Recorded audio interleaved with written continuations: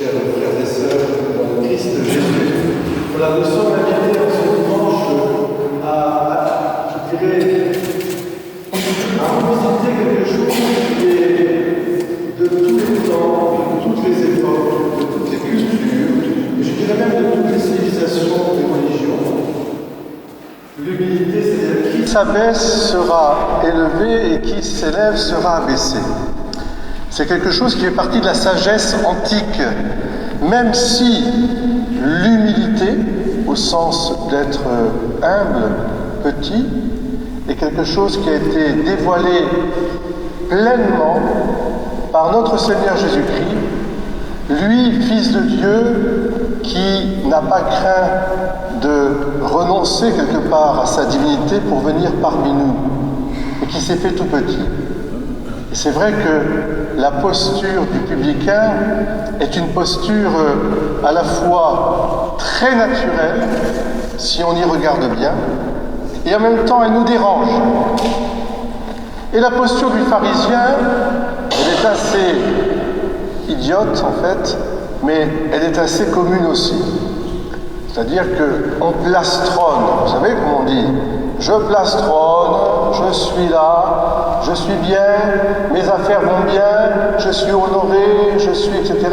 Je ne suis pas comme l'autre. Vous savez ? Alors, comparaison est poison. Comparaison est poison. Cet évangile de Saint Luc, qu'on appelle l'évangéliste de la miséricorde, au chapitre 18e, fait suite aux paraboles de l'enfant prodigue. Elle annonce aussi quelque chose de tout à fait unique dans l'évangile de Luc, c'est lui qui nous rapporte la passion du Christ avec le bon larron. Il n'y a que là que vous trouvez cette parabole, ce fait historique du bon larron, c'est-à-dire de cet homme condamné à mort pour des crimes et qui, devant l'innocence de Jésus crucifié à côté de lui, commence par reconnaître que cet homme était juste, que lui n'avait rien fait, et au contraire en disant « moi c'est normal, je suis qu'un pauvre pécheur ». Et il s'adresse à Jésus crucifié en lui disant « souviens-toi de moi quand tu seras dans ton royaume ». Et Jésus lui dit par cette promesse incroyable « aujourd'hui tu seras avec moi au paradis ». Exactement comme dans la parabole, cet homme pharisien, cet homme publicain, lequel, en sortant du temple, a été justifié, eh bien, c'est le publicain. Je vous le dis, cet homme est rentré chez lui justifié. Qu'est-ce que ça veut dire, justifié ? Justifié, ça veut dire il est sanctifié, il est guéri, il est sauvé.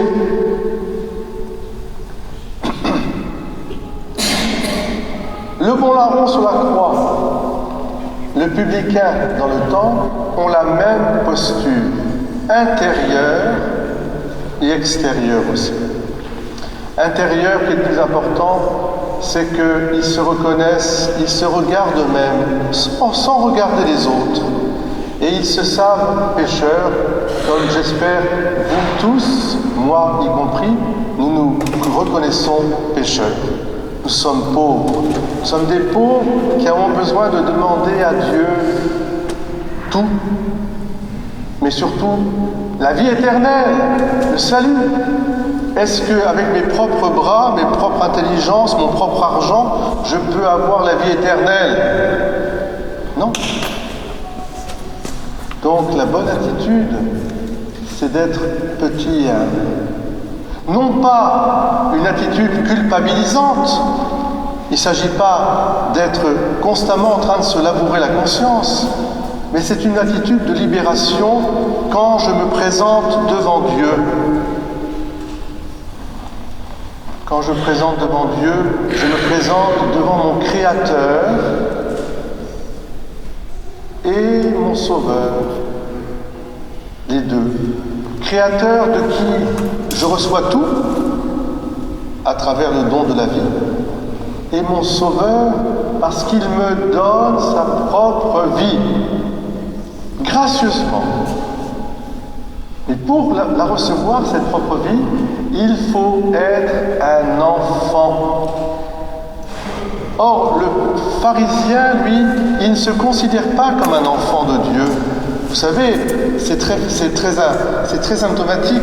Il vient faire sa prière, mais il ne s'adresse pas à Dieu comme un enfant à son Père. Il s'adresse à Dieu comme étant lui-même sa propre gloire. Tu vois, mon Dieu, je me trouve bien. Je prie, je fais la dîme, je suis chaste, je ne suis pas comme les autres, et surtout pas comme celle-là ou celui-ci. Et en fait, il s'auto-célèbre. Et dans cette auto-célébration, il y a la racine de tous les maux. Le diable lui-même s'est auto-célébré, créé avec une admirable lumière que Dieu lui avait donnée. Il s'est enfermé dans cette lumière en disant « J'ai besoin de personne, je suis plus beau que les autres, j'ai même pas besoin de toi, Dieu, tu me proposes une vie éternelle, je n'en veux pas. » Et c'est ce péché de Lucifer qui est à l'origine de tous les autres péchés. C'est ce qu'on appelle un péché d'orgueil. Voilà pourquoi la parabole ici qui nous est donnée est très très essentielle au christianisme, mais elle prend sa source chez nos premiers parents, Adam et Ève. Vous vous rappelez Adam et Ève dans la Genèse? Moi, je vous invite à relire la Genèse avec des yeux vraiment aiguisés. Dans le récit de la Genèse, il y a tout qui est préconçu. Absolument tout le plan du salut déjà préconçu. Déjà parce que Dieu a créé l'homme et la femme au milieu de cette création merveilleuse en disant que c'était très bon. Une bénédiction qui court pour toujours. Et Dieu ne se repent pas de ces bénédictions. Mais quand Adam et Ève sont séduits par le serpent et qu'ils tombent malheureusement, la première chose qu'ils font, d'ailleurs, c'est de s'accuser ou de rejeter le tort sur les autres. Ève dit, c'est le serpent qui m'a séduit. Adam dit, c'est la femme que tu m'as donnée. Voilà comment il s'adresse à Dieu. La femme que tu m'as donnée, c'est elle qui m'a trompé. Et qu'est-ce que dit Dieu? Dieu d'abord, il les cherche. Il les cherchait avec tendresse. Adam, Ève, où es-tu? Où êtes-vous? Je suis votre Père. Je viens à vous. On s'est caché parce qu'on avait peur. Parce qu'on était nus. La peur, ça c'est la mauvaise culpabilité. C'est la culpabilité morbide qui fait qu'on se cache. Alors qu'est-ce que fait Dieu? Allez, je vous interroge. Qu'est-ce qu'a fait Dieu à ce moment-là? Il a? Pas du tout. La conséquence de chasser du paradis, c'est pour qu'il ne fasse pas un plus grand péché encore. Mais non, la première chose qu'il fait, où es-tu? C'était derrière, il les a trouvés. Et on dit, on était nus, on a peur. La première chose que fait Dieu, une fois qu'il a vu ses enfants malheureux, il les habille. Il confectionne lui-même une tunique. C'est dit en toutes lettres dans la Genèse. Or, la tunique, ça vous rappelle quelque chose, la tunique? Dans l'Évangile, la tunique du Christ, le linceul aussi, le turin, si vous voulez, mais la tunique d'une seule pièce qui n'a jamais été coupée et qui représente la famille rassemblée des enfants de Dieu. Ils ne l'ont pas coupée, cette tunique.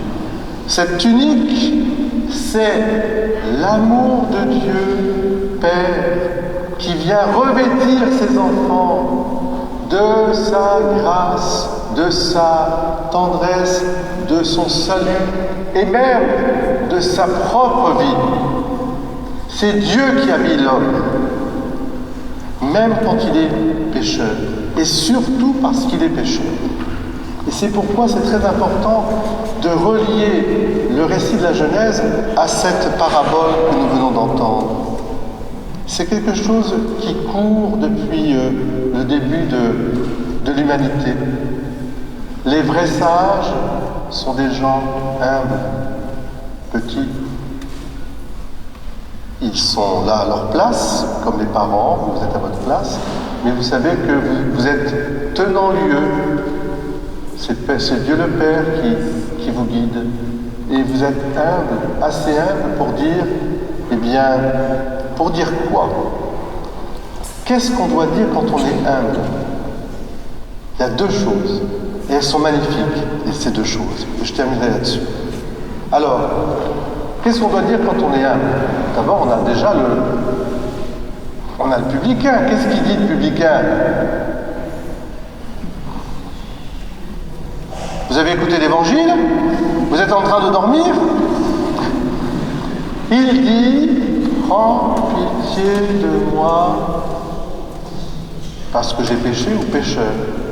Cette parole, c'est la parole qui ouvre l'accès à la grâce de Dieu, à la confiance, à la miséricorde. C'est même une parole que le pèlerin russe va dire tout au long de sa vie.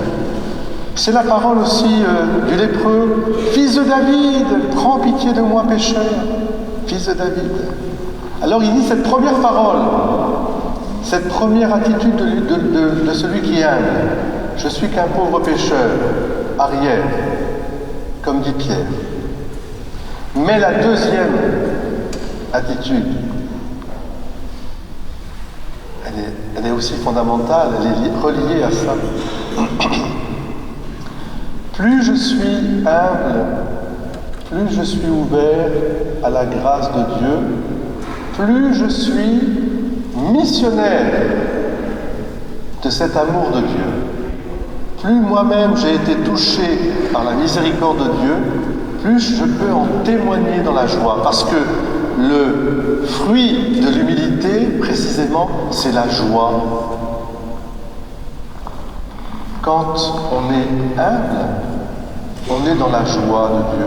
Et on regarde ses frères et sœurs et la création dans un sentiment de joie et de gratitude.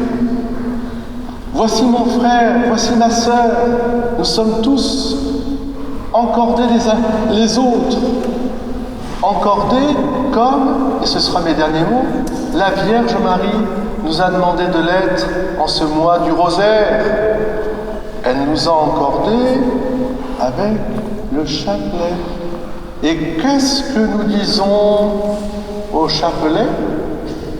Je vous salue Marie, pleine de grâce, le Seigneur est avec vous. Vous êtes bénie entre toutes les femmes, et Jésus, le fruit de vos entrailles, est béni. Sainte Marie, Mère de Dieu, priez pour nous, pauvres pécheurs, maintenant et à l'heure de notre mort. Amen. Alors je pense que si Jésus nous a donné cette parabole, et si la Vierge Marie nous a appris à prier notre rosaire, c'est que dire « Priez pour nous, pauvres pécheurs », c'est la porte ouverte au paradis. Désormais, dit Jésus au bon larron, tu seras avec moi au paradis. Au nom du Père et du Fils et du Saint-Esprit. Amen.